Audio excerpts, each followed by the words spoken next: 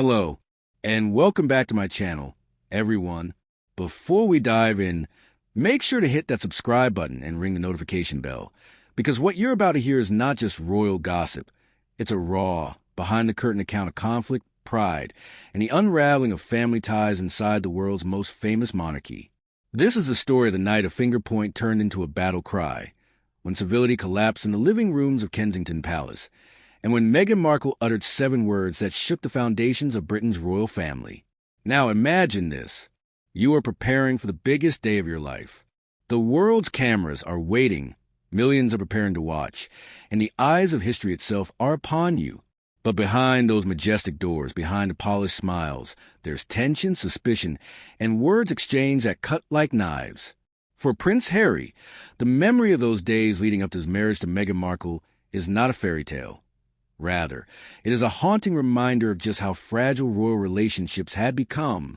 According to Harry's 2023 memoir Spare, the heir in the palace had already been charged with unease. Meghan was still adjusting to her new role, a foreigner stepping into the gilded but suffocating cage of royal protocol.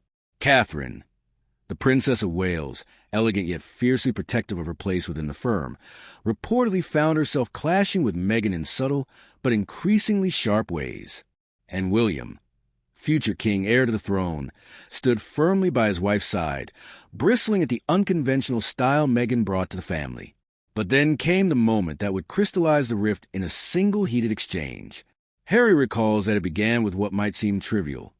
Placed cards at the wedding, a phone call, an offhand remark about hormones. But in the royal world, where every gesture is magnified, where every word is dissected, such comment are dynamite waiting for a spark. The Princess of Wales, Harry claimed, was upset over something Meghan had said during a phone conversation. Meghan, perhaps speaking casually as she would with her own friends in California, made a remark about hormones, a remark that Catherine did not take lightly. Feeling that her dignity had been slighted, Catherine demanded an apology, but Meghan, bewildered, insisted she had meant no harm. "That's just how I talk with my girlfriends," she reportedly explained. To her, it was banter, familiarity, harmless chatter. But to Catherine, it was a breach of respect, a line crossed. And that's when William stepped in, the heir to the throne, carrying the weight of centuries of tradition on his shoulders, allegedly raised his finger at Meghan in anger. He declared coldly, "That's not what's done here in Britain." In that instant, the clash between worlds, American candor and British reserve, came to a head. But Meghan was not one to cower. With fire in her voice, she shot back 7 words that would echo in Harry's memory forever. "Take your finger out of my face." It was defiance. It was a refusal to bend. In those 7 words, Meghan declared she would not be intimidated by titles, traditions, or even the future King of England. And for Harry, watching the scene unfold, it was almost surreal. He later wrote, "Was this really happening? Had it actually come to this?" Shouting at each other about place cards and hormones. Yet beneath the surface, it wasn't really about place cards or hormones at all. It was about power, about old wounds, about centuries of rigid expectations colliding with modern independence. Harry would later claim that this was not the only explosive confrontation. Elsewhere in Spare, he described an even darker moment when words spiraled into physical aggression. According to him, William accused Meghan of being difficult, rude, and abrasive. Harry snapped back, accusing his brother of behaving like the heir, dismissing his own struggles as the spare. The 2 brothers, once inseparable, now found themselves staring at each other as adversaries, not allies. Insults flew, tempers boiled. And then, shockingly, Harry alleges that William lunged at him. The fight ended with Harry on the floor, the bond of brotherhood shattered in the heat of anger. And this raises a haunting question. How did it come to this? How did 2 boys, once photographed walking side by side behind their mother's coffin, united in grief, become men locked in bitter battles, throwing accusations like daggers across royal drawing rooms? The truth, Harry suggests, goes deeper than Meghan, deeper than Catherine, deeper even than the pressures of royal duty. It is rooted in the ghosts of the past, ghosts that never truly left. The shadow of Diana, the resentment over Camilla, the unspoken rage of a system that turned grief into silence, duty into chains. Harry and William had never wanted their father to marry Camilla Parker Bowles. In Harry's telling, both brothers were deeply uncomfortable with the idea, still reeling from the loss of their mother in that Paris car crash in 1997. Camilla, once the other woman, now poised to be queen consort. It was a reality they resisted, but eventually, like so many things in their lives, they were forced to accept. But acceptance doesn't erase resentment. And perhaps, when William raised his finger at Meghan, when voices cracked and words became weapons, it wasn't just about hormones or cultural differences. It was the eruption of years of suppressed emotion, a culmination of sibling rivalry, grief, and the unbearable weight of a crown waiting to be inherited.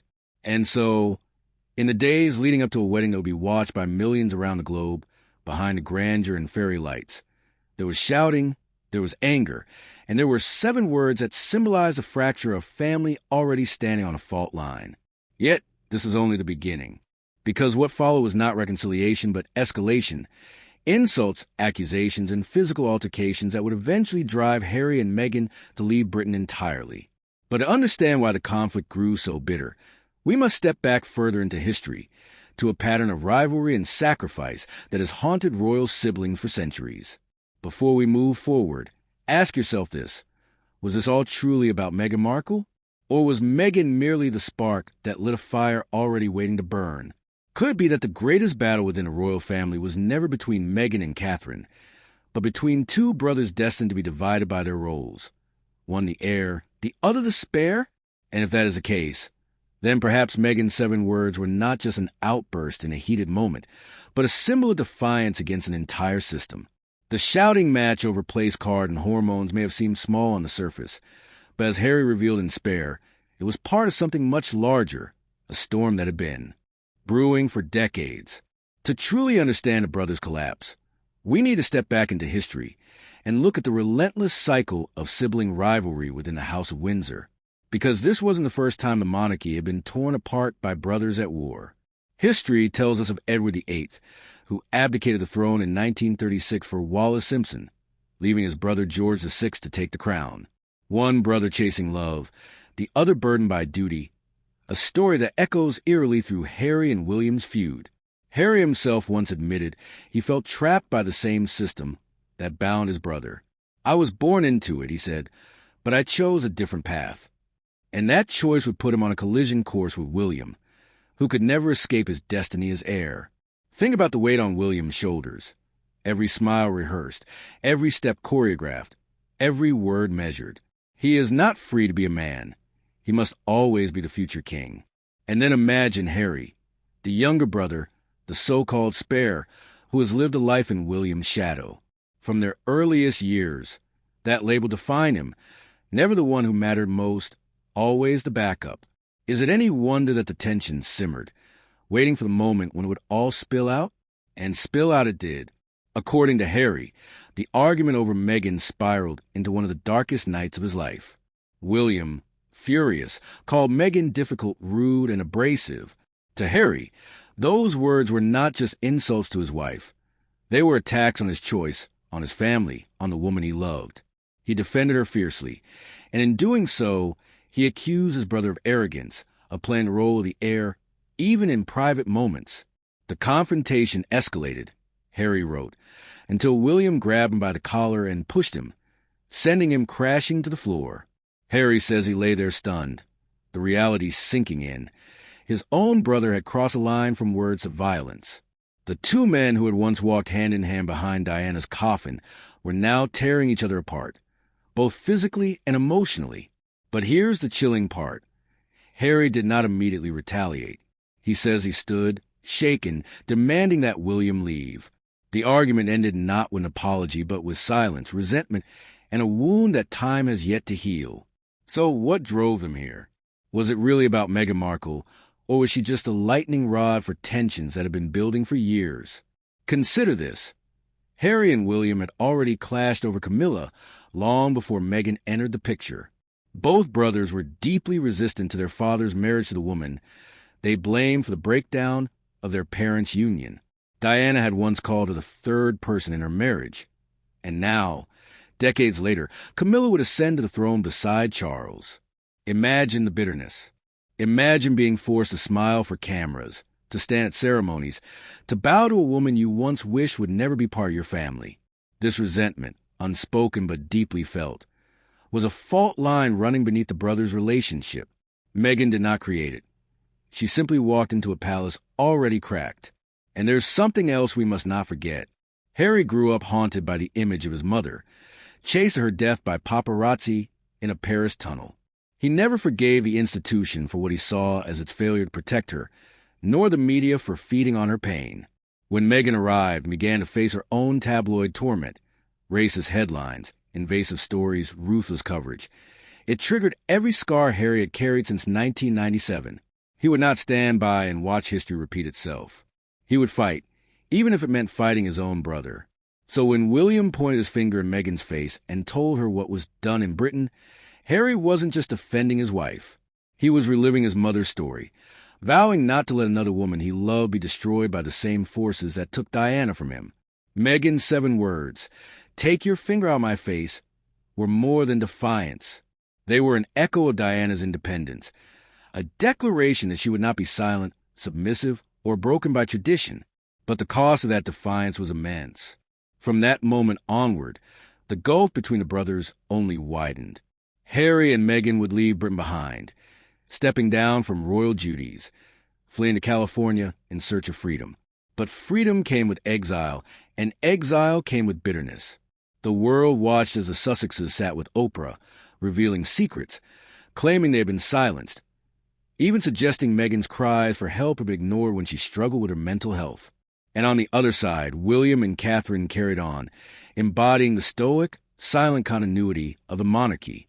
2 couples once expected to be the Fab Four now became symbols of division, duty versus freedom, tradition versus modernity.